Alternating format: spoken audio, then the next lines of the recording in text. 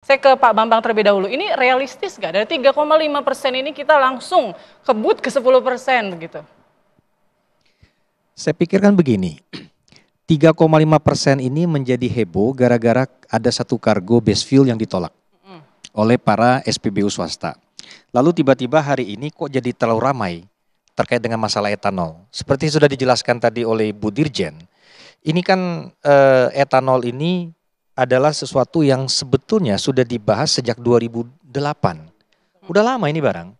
Nah jadi saya pikir ayo mari kita bijaksana melihat situasi.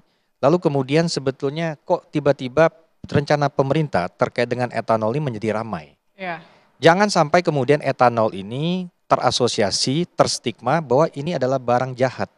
Ini barang buruk. Jangan demikian. Nah, contoh-contoh penjelasan yang sudah disampaikan oleh Ibu Dirjen ini kan di negara lain yang sudah mandatory 10%. Brazil tadi bahkan kita dengar Pak Menteri mengatakan sudah mandatory 27%. Bahkan ada provinsinya yang udah 100%. Nah, seperti itu. Artinya apa?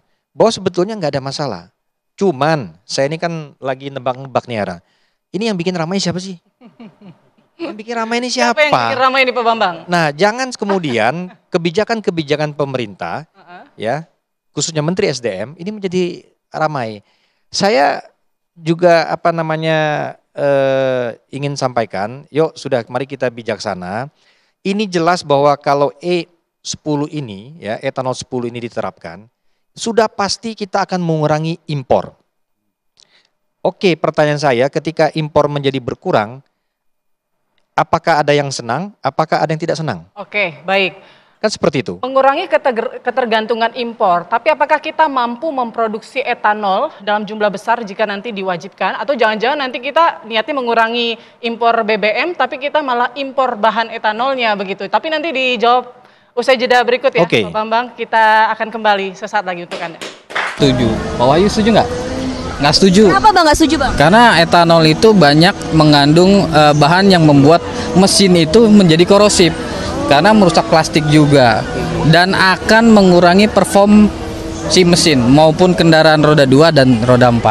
Kalau aku sendiri, aku setuju karena mungkin akan mempengaruhi oktan pada bensin gitu ya ke mobil dan juga mungkin performa pembakaran senyawa bensinnya itu akan jauh lebih cepat dan mungkin ada istilah nokin mesinnya itu jauh lebih bagus gitu, jadi smooth. Kalau memang pemerintah itu nantinya akan mencampur etanol atau apapun ya memang harus dipertimbangkan ya plus minusnya dan juga apa efek jangka panjangnya untuk kendaraan yang ada di Indonesia seperti itu. Oke, kalau saya sih setuju karena mungkin dengan kebijakan ini dapat mengurangi kebutuhan kita untuk impor BBM. Tapi alangkah baiknya tetap pemerintah juga bisa memperhatikan dari segala sisi terlebih dahulu ya dan juga mensosialisasikan dengan baik gitu untuk kebijakan ini.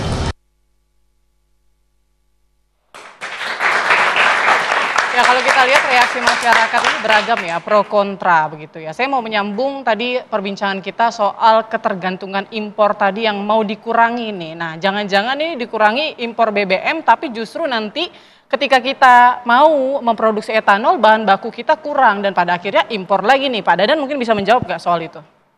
Iya, tapi sebelum saya menjawab langsung ke yang pertanyaan ya, saya ingin sampaikan dulu bahwa sekarang kita punya kebijakan energi nasional yang baru.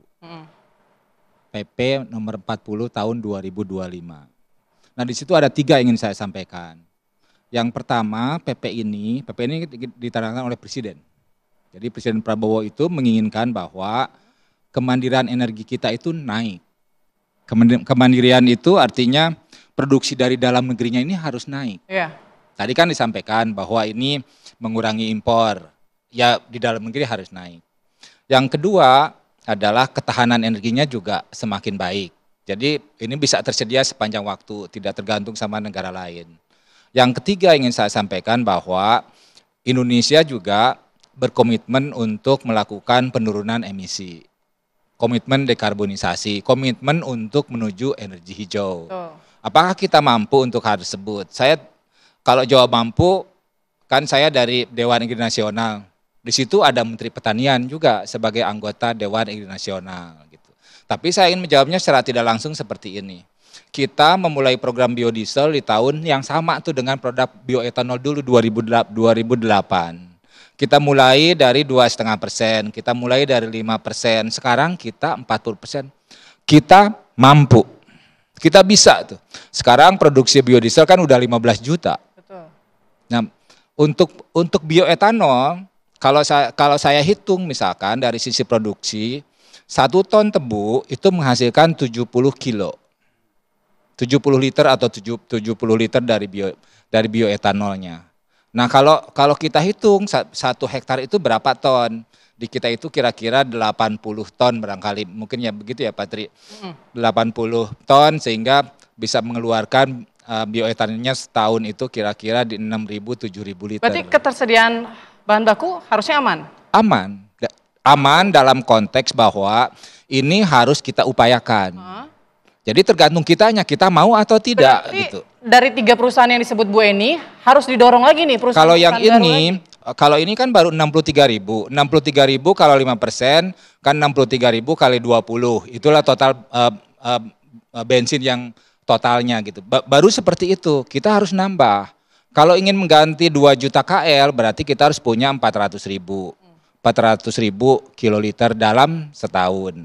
Dan kita secara pabrik sudah ada. Oke. Pabriknya sudah ada. Baik. Sudah Artinya optimis lah ya bahwa sebetulnya kita mampu menyediakan bahan bakunya ya. Iya. Ada juga kekhawatiran masyarakat tadi yang kita dengarkan.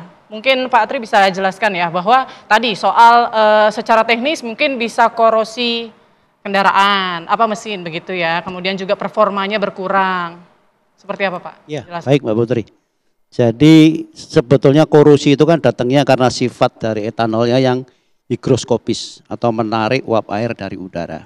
Ya, tapi tentu dalam hal ini etanol yang akan digunakan atau bensin yang akan dicampurkan itu kan diusahakan murni, tidak mengandung air yang ada. Karena kalau mengandung air sekitar 0,2% itu batasan pelarutan etanolnya ya sekitar 10%. Iklim kita yang lembab? Nggak masalah, Brasil juga lembab seperti kita kan, dan mereka sudah sampai dengan E85 malah kan. Jadi rasanya bukan alasan. Ya. Kemudian untuk masalah performa, kalau kita mencampurkan 10% itu artinya kandungan energinya turun tapi hanya sekitar 3%. Padahal batasan di spesifikasi internasional buat wet fuel charter itu mulai terasa perbedaannya ketika dikendarai kendaraannya itu 2%. Jadi 3% masih sedikit sekali, hampir-hampir mungkin nggak akan terasa dari sisi konsumsi bahan bakar, akselerasi dan sebagainya. Ya, tapi Pak Tri kan kendaraan kita ini masih banyak, kendaraan masyarakat itu masih banyak yang keluaran lama begitu. Ya betul, mungkin dari Mbak Putri belum lahir pun kendaraan itu masih ada di jalan gitu kan. Karena kita tidak mengenal adanya batasan usia pakai kendaraan.